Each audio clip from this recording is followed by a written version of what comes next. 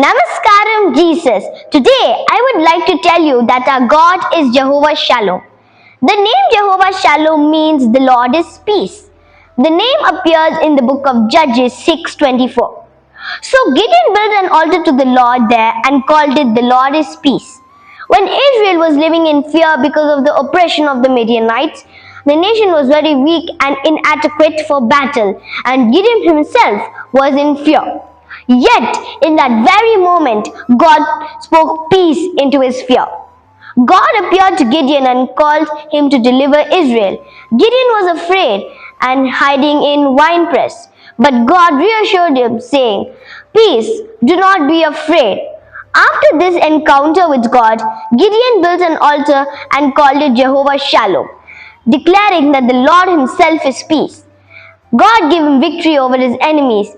Peace is not merely something he gives peace. Peace is not merely something he gives. Peace is who he is. In this event, we see that first, God brings peace in the middle of fear. Gideon was surrounded by danger and uncertainty. Yet, God brought peace to his heart and gave him victory.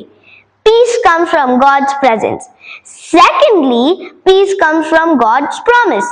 When God told Gideon not to fear, it changed his perspective. When we trust God's promises, his peace calms us from fears and worries. Thirdly, God's peace strengthens us to face life's challenges. God gave Gideon peace before sending him to battle. Even today, God's peace prepares us to face life's challenges. In a world filled with worries, conflict, and uncertainties, remember that the Lord himself is our peace. When we draw near to him, he fills our heart with peace that surpasses all understanding.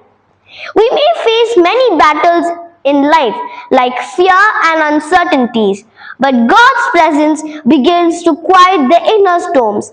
It guards the heart against fear. It steadies the mind in confusion. It strengthens faith in uncertainty.